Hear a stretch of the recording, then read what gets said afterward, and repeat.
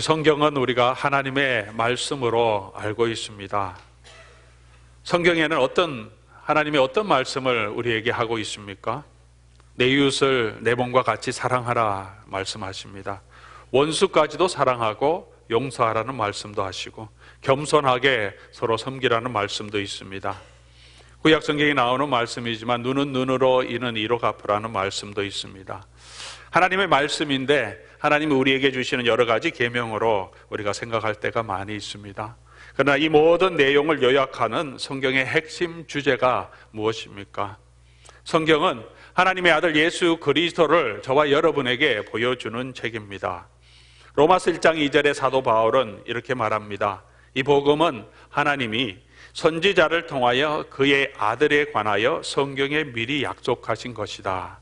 이 복음은 하나님께서 구약에 있는 선지자를 통해서 모세를부터 시작해서 말라기까지 선지자를 통하여서 그 아들에 관하여서 우리에게 미리 말씀하신 것이다. 그렇게 말합니다. 성경 전체의 내용, 역사도 있고 사람도 있고 인물도 있고 제도도 있고 율법도 있지만 이 모든 것을 통하여서 예수 그리스도를 통하여 이 백성을 구원하실 하나님의 구원의 계획들이 미리 선포된 것이 구약 성경의 내용이라고 말합니다.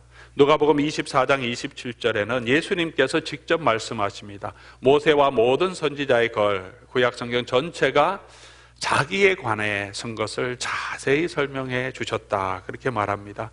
요한복음 5장 39절에는 너희가 성경에서 영생을 얻을 줄 생각하고 성경을 연구하거니와 이 성경이 곧 내게 대하여 증언하는 것이라. 그렇습니다. 성경은 예수님을 전하는 책입니다. 예수님을 보여주는 책입니다. 예수를 믿음으로 영생을 얻게 하도록 주신 복음의 말씀, 기쁜 소식입니다. 세상에 수많은 성공 스토리가 있습니다. 수많은 선생님들이 있습니다. 알리바바를 창업하고 이끌어가고 있는 마윈은 한국에 와서 성공적인 기업가가 되기 원하는 젊은이들에게 강의를 하면서 이렇게 조언했던 것을 기억합니다. 20살까지는 열심히 공부하라. Study hard. 열심히 공부하라. 20세에서 30세까지는 좋은 리더를 따르라. 좋은 직장에 가는 것이 아니라 좋은 바스를 만나갖고 그 밑에서 배우는 게 중요하다. 그리고 30세에서 40세까지는 이제 너의 일을 하라. 최선을 다해서 자기 일을 하라. 40에서 50세까지는 그 중에서 잘하는 것에 집중하라. 못하는 것 가지고 헤매지 말고 잘하는 것에 집중하라. 그리고 50세에서 60세까지는 젊은 사람에게 투자해라. 당신보다 젊은 사람들이 훨씬 일 잘한다. 그렇게 하면서 맡기라. 60세 이상이 되면 인생을 즐겨라. 뭔가 새로운 일을 하기는 너무 늦었다. 그렇게 말해줍니다. 스티브 잡스는 10가지 성공의 길, 이렇게 또 스티브 잡스를 통해서 배우는 10가지 성공의 길도 있고 많은 사람이 또 빌 게이츠를 통해서 성공의 방법을 찾기도 합니다. 공부 잘하는 방법도 있고 여러 가지 방법들, 어떻게 하면 우리가 성공적인 삶을 살 수 있을까? 어떻게 하면 우리가 부부 관계가 회복될 수 있을까? 많은 길을 제공해 주고 있습니다. 우리 인생에 대한 코치들 많이 있습니다. 하지만 수많은 선생님들이 있고 수많은 철학자와 사상가들이 길이 무엇인지 어떻게 하면 성공의 길인지를 우리에게 보여주고 있습니다. 그런데 예수님은 당신이 길이라고 말씀하십니다. 우리에게 길을 가르쳐 주시는 것이 아니라 내가 바로 길이라고 당신을 우리에게 제시해 주고 계십니다. 진리에 대해 가르치지 않고 진리를 보여주십니다. 당신이 진리라고 말씀하십니다. 예수님 안에 생명이 있다고 말씀하십니다. 당신이 얻은 영은 생명의 영, 살리는 영이라고 말씀하십니다. 그 영생의 길을 보여주시기 위해서 예수님께서 이 땅에 오셨고 예수님께서 지금도 이 병자를 고치시는 이 사역을 행하고 계시는 것입니다. 오늘 본문 2절의 말씀 보면 예수님께서 수많은 사람들이 모여 있을 때 그들에게 도를 말씀하시더니 그렇게 말합니다. 도를 가르쳐 주셨다. 이 도는 헬라어로 로기아라는 단어를 사용합니다. 원뜻은 길이라는 뜻도 되고 원리, 원칙이라는 뜻도 됩니다. 예수님께서 가르쳐 주신 그 길, 예수님이 지금 가르치고 선포하고 계신 그 길은 어떤 길입니까? 이 길은 하나님의 나라의 복음의 길입니다. 회개하고 예수 그리스도를 믿음으로 말미암아 하나님과 관계가 회복되고, 하나님께서 처음 아담을 창조하실 때 예비하시고 주려고 하셨던 그 축복을 이 사람에게 주시려고 하는 생명의 말씀입니다. 예수님께서 육체의 질병을 치료하시는 그것도 단순히 육체의 질병을 치유하고 건강하게 하시려고 하는 것이 아니라, 육체의 질병은 어떻습니까? 치유함을 받아도 다시 병이 걸릴 수 있습니다. 죽은 자가 다시 살아났더라도 나사로도 다시 죽음을 맞이하게 됩니다.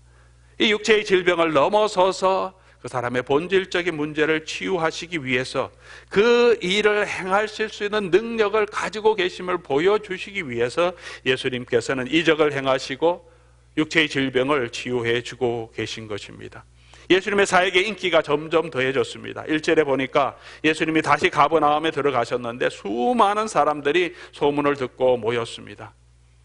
왜 모였겠습니까? 어떤 소문을 들었습니까? 예수님 치유의 소문을 듣고, 기적을 베푸시는 소문을 듣고, 예수님 말씀이 대단하더라, 그런 이야기를 듣고 모였습니다. 순식간에 이제 예수님은 갈릴리 지방에서는 유명 인사가 되었습니다. 예수님이 어디 계신다 하면 수많은 무리들이 모였습니다. 많은 사람이 예수님을 보고 싶어 했습니다. 다양한 이유 때문에 예수님께 찾아왔을 것입니다. 집 앞은 물론이고 문 앞까지 꽉 차들어 있다, 그렇게 말합니다. 그런데 예수님께서 진짜 하시고 싶어 하시는 것은 이런 사람들의 인기를 얻고 더 많은 사람들을 고치는 것이 아니라 본질적인 하나님의 복음의 일, 질병뿐만이 아니라 질병의 근본이 되는 죄의 문제를 해결해 주시기 원하시는 것입니다. 그 일을 예수님께서 하시기 위해서, 그렇기 때문에 예수님이 이 땅에 오셨다는 것을 보여주시기 위해서 오늘 이 문둥병자를 고치시면서 죄 사함에 대한 이야기를 하시고, 죄 사함의 권세에 대해서 예수님께서 선포하고 계신 것입니다. 질병은 인간의 연약함을 가장 잘 나타내는 것입니다. 아프면 아무리 힘이 센 사람도 힘을 쓸 수가 없습니다. 수백 명을 죽이고 또 죽음을 두려워하지 않는 장수라도 감기 몸살만 들어도 자기 몸을 가누지 못하고 그냥 넘어져 있어야 합니다. 열병이 있으면 어린아이가 와서 칼로 찔러도 감당할 수 없을 정도로 힘이 빠지게 됩니다. 누가 도와주지 아니하면 설 수 없고, 이 질병의 끝은 결국은 우리가 죽음으로 가는 것입니다.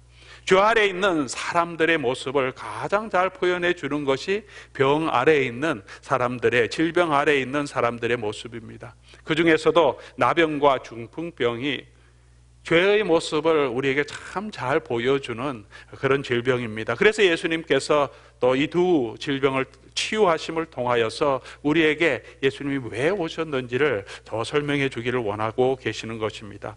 나병은 몸이 썩어져 가는데도 통증을 느끼지 못하는 질병입니다. 내 몸이 썩어져 가고 떨어져 가는데, 잘려져 나가는데도 아픔을 느끼지 못합니다. 나병은 부정한 병이고 하나님의 저주를 받은 병으로 알려졌습니다. 죄의 상태에 있는 사람들의 모습을 이토록 정말 그래픽하게 보여주는 질병이 어디에 있겠습니까? 그것을 깨끗하게 해주시는 분이 예수님이신 것을 보여줍니다. 중풍병은 어떤 병입니까? 그래서 중풍병 이렇게 했지만, 이 중풍병은 그냥 몸에 마비가 오는 모든 다양한 질병을 함께 표현하고 있는 것입니다.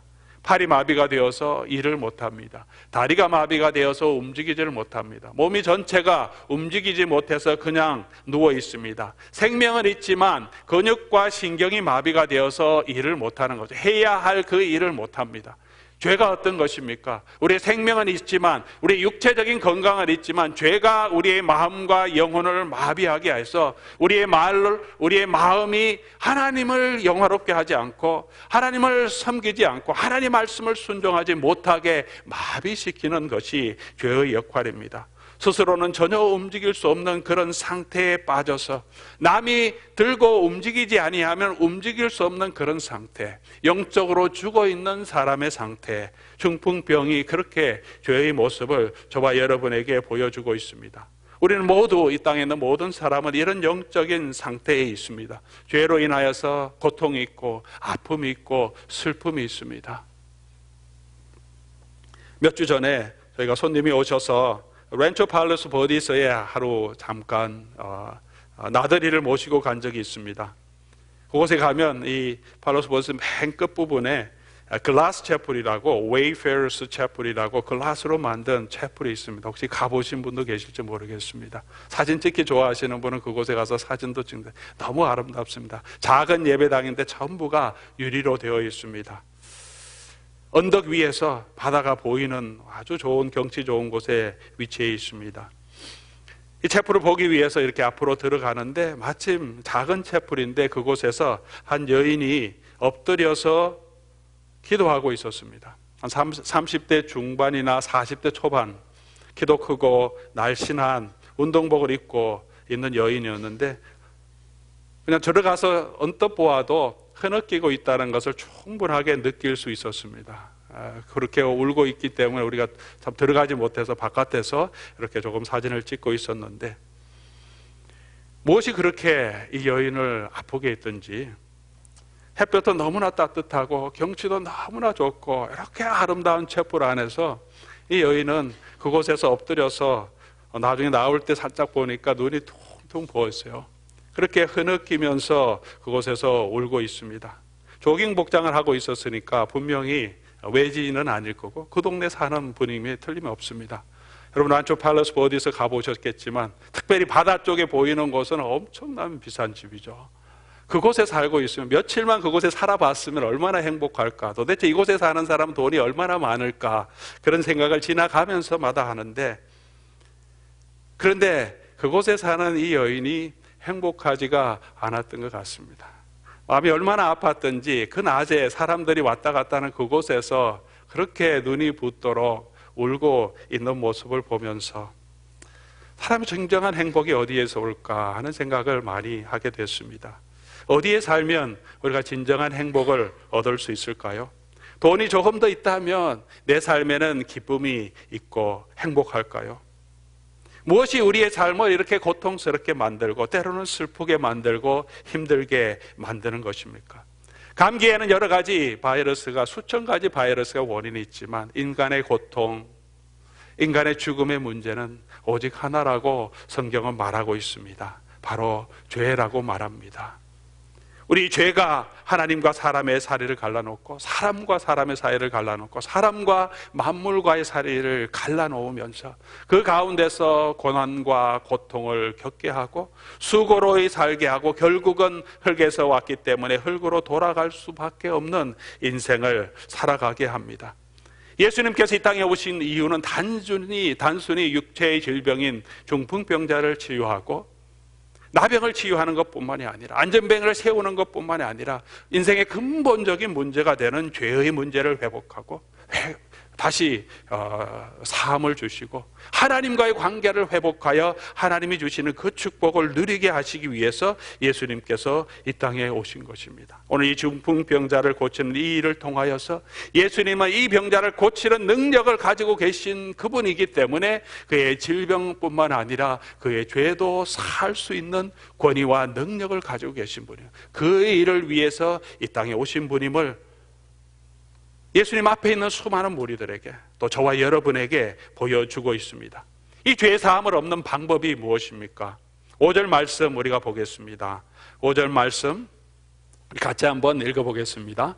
예수께서 그들의 믿음을 보시고 중풍병자에게 이르시되 작은 자야 내 죄 사함을 받았느니라 하시니, 예수께서 그들의 믿음을 보시고, 믿음입니다. 믿음을 보시고 내 죄 사함을 받았다 말씀하십니다. 우리가 죄 용서함을 받을 수 있는 길은 예수 그리스도를 믿는 믿음밖에 없다고 말합니다. 그런데 오늘 본문에 조금 특이한 것은 예수님께서 중풍병자의 믿음을 보시고 그렇게 말하지 않고 그들의 믿음을 보시고 이렇게 말합니다. 그들의 믿음을 보시고, 중풍병자를 메고 온 4명의 믿음만을 말하는 것은 아닐 것입니다. 중풍병자도 같은 마음이었고 같은 마음으로 함께 왔기 때문에 중풍병자를 포함해서 그들의 믿음을 보시고 그렇게 말씀하고 있습니다. 그들 안에는 중풍병자도 포함되어 있죠.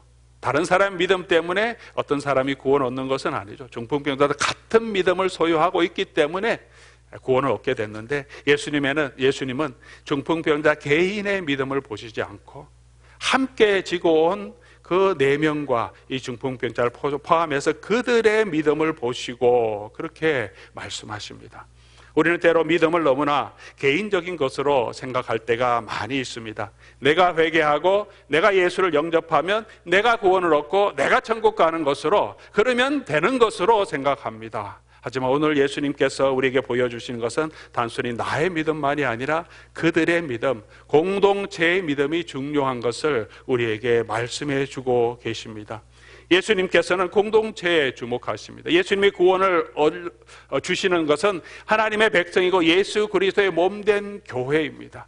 그 교회가 하나님 앞에 바로 서기를 원하고, 공동체 안에 있는 연약한 사람들이, 죄인들이 예수님께 나아가고 예수님께 죄의 용서함을 받을 수 있는 것은 이 공동체가 가지고 있는 하나님 안에 있는 믿음, 그들이 하나님을 믿는 신앙 가운데 그들이 연약한 자들을 함께 들고 예수님께로 나아가는 그 믿음 가운데서 이 공동체에 소속된 자들이, 연약한 자들이, 믿음이 없는 자들이 믿음으로 나아가게 한다는 것입니다. 이 공동체를 보고 예수 그리스도를 알지 못하는 사람들이 이 공동체의 믿음으로 함께 들어와서 우리가 고백하는 이 고백, 베드로가 고백했던 그 고백 위에 함께 들어옴을 통해서 그 믿음을 통해서 구원을 얻게 된다는 것입니다.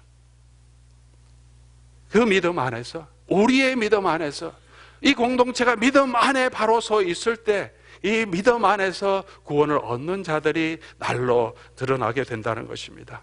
이 믿음은 어떤 믿음입니까? 이 공동체가 함께, 그들이 함께 했던 이 믿음은 어떤 믿음입니까? 이 믿음은 그냥 단순히 말하는 것이 아닙니다.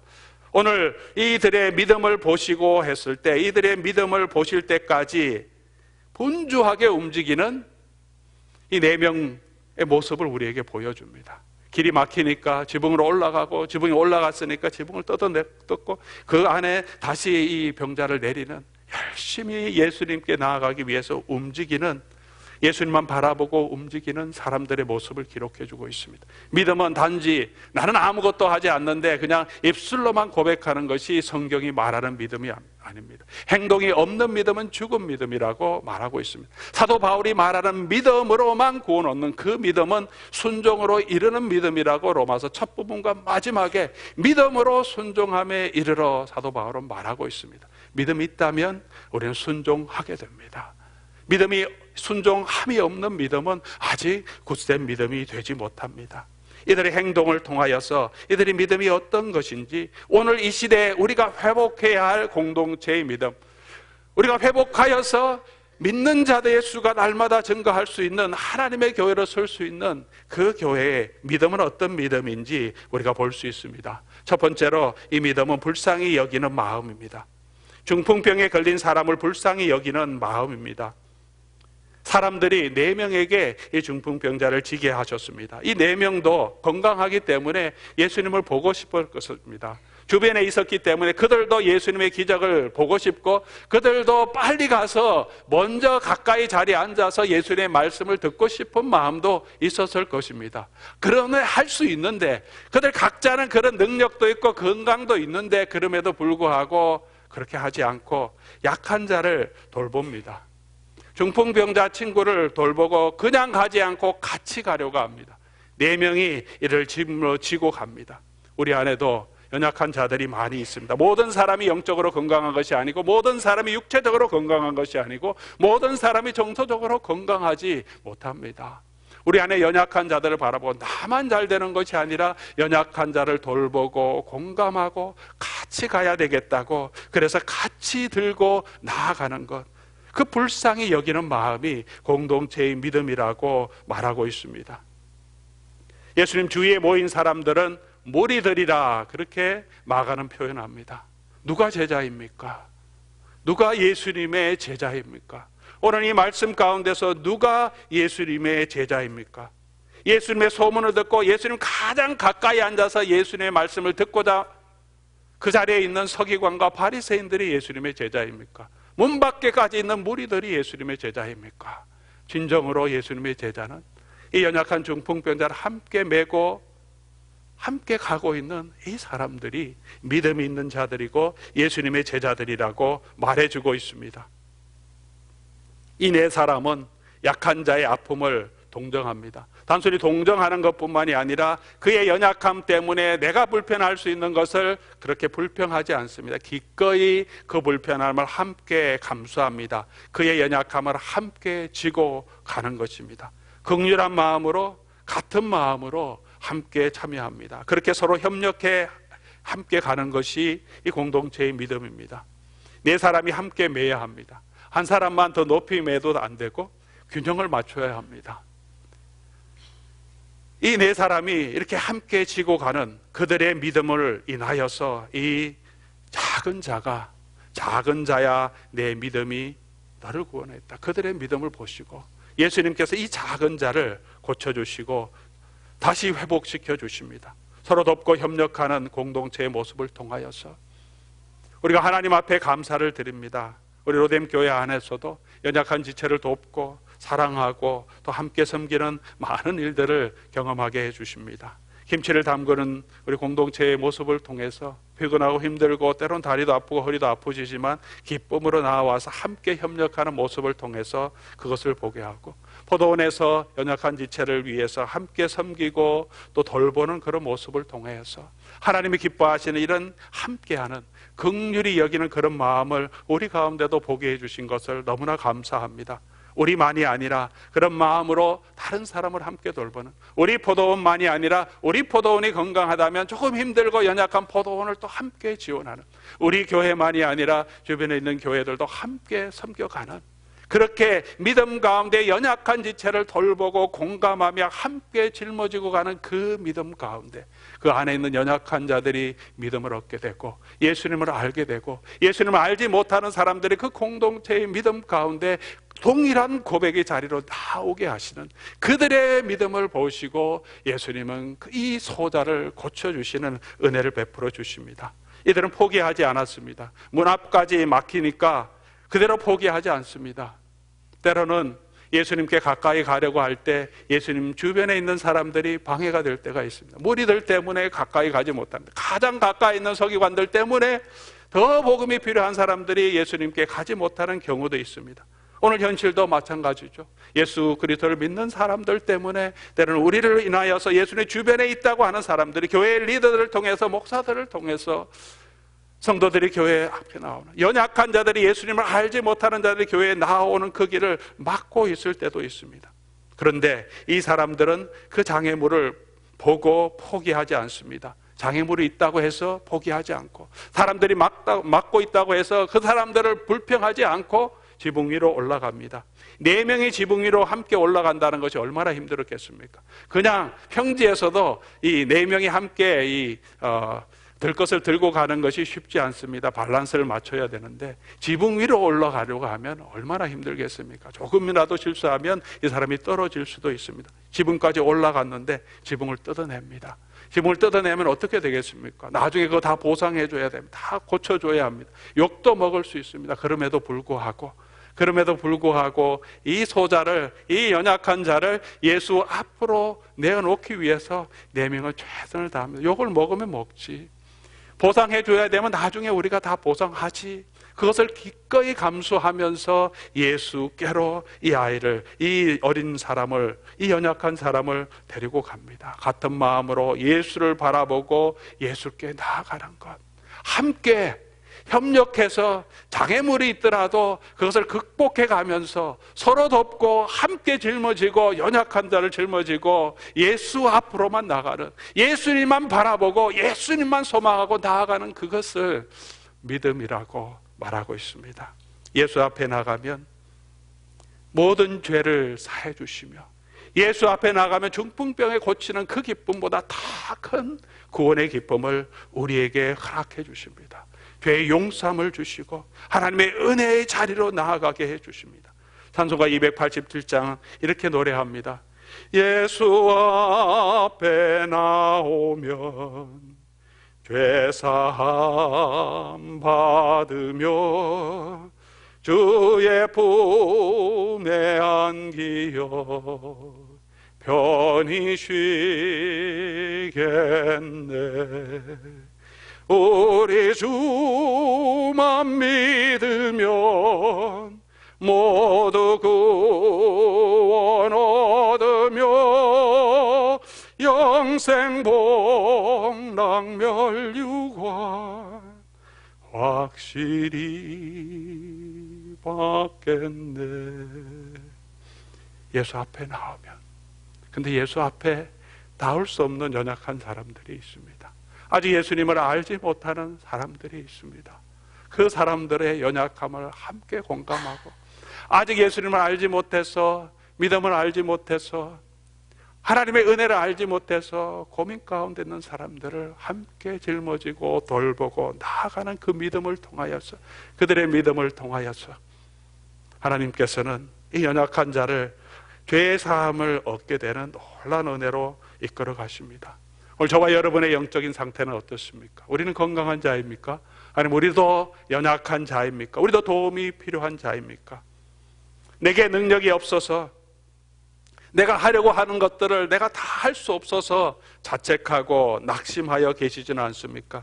돈이 조금 더 있으면, 내가 조금 더 노력하면, 조금 더 수고하면, 조금 더 가지면 행복할 것이라고 생각하고 지금도 열심히 힘들지만 이민의 삶을 살아가고 있습니까? 자신의 연약함을 대면하기 힘들어서 오히려 덮어놓고 피하고 계시지는 않습니까? 때로는 운동을 통하여서, 게임을 통하여서, 술을 마심을 통하여서, 친구들을 통하여서 나의 삶의 고민의 문제, 인생의 문제를 잊어버리려고 그렇게 또 하루를 살아가려고 생활하고 있지는 않습니까? 여러분 어디로 가시는지 알고 계십니까? 인생의 참 길이 무엇인지를 알고 계십니까? 알리바바 회장의 마윈은 20대, 30대에게는 좋은 리더들을 배워라 그렇게 말합니다. 하지만 20대, 30대만이 아니라 10대든 20대든 30대든 40대든 50대든 60대든 70대든 저와 여러분은 좋은 리더, 선한 목자 대신 예수님을 따르는 길밖에 없습니다. 예수님을 바라보고 예수님을 배우고 예수님께 나아갈 때 그 예수님께서 저와 여러분에게 자유함을 주시고 참 행복을 주시고 참 기쁨을 허락해 주실 것입니다. 그 일을 알게 하기 위해서 예수님께서 이 땅에 오셨고 중풍병자를 고쳐주십니다. 바로 그 죄사함을 줄 수 있는 능력과 권위를 가지고 계신 분임을 저와 여러분에게 분명하게 보여주시기 위함입니다. 또한 우리 가운데 있는 연약한 자들을, 내가 예수 그리스도를 안다면 우리 주위에 있는 연약한 자들을 돌보고 함께 짐을 지고 걸어가는 저와 여러분 될 수 있기를 바랍니다. 그런 믿음의 공동체를 통해서 하나님께서 믿는 자들을 날마다 더해 주실 것입니다. 목사의 부족함을 함께 짊어지고, 성도의 부족함을 함께 짊어지고, 장로들과 우리 권사님들과 교회 직분자들과 포도원 지기들과 또 각 포도원과 선교회들이 각자 우리에게 맡겨진 그 짐을 함께 지고 예수 그리스도를 향하여 나아갈 때 그 공동체의 믿음을 통하여서 믿는 자의 수가 날마다 더하게 하시고 죄 용서함의 은혜를 허락해 주실 것입니다. 이때까지 수고해 주신 모든 성도님들 너무나 감사합니다. 지금도 함께 돌보고 믿음 가운데 서가고 계신 여러분들께 감사를 드립니다. 오늘 이루어진 공동체가 우리의 믿음을 통하여서 하나님이 하시는 놀라운 구원의 일들이 계속해서 이루어질 수 있도록 믿음 가운데 굳건하게 서가는 믿음의 공동체, 하나님의 은혜의 공동체가 될 수 있기를 주님의 이름으로 축원합니다. 또 믿음이 연약한 자들이 계시다면 우리 주 예수 그리스도께 나아가는 하나님의 은혜가 오늘 이 성찬에 참여함을 통하여서 여러분에게 풍성하게 임하기를 주님의 이름으로 간절히 소원합니다.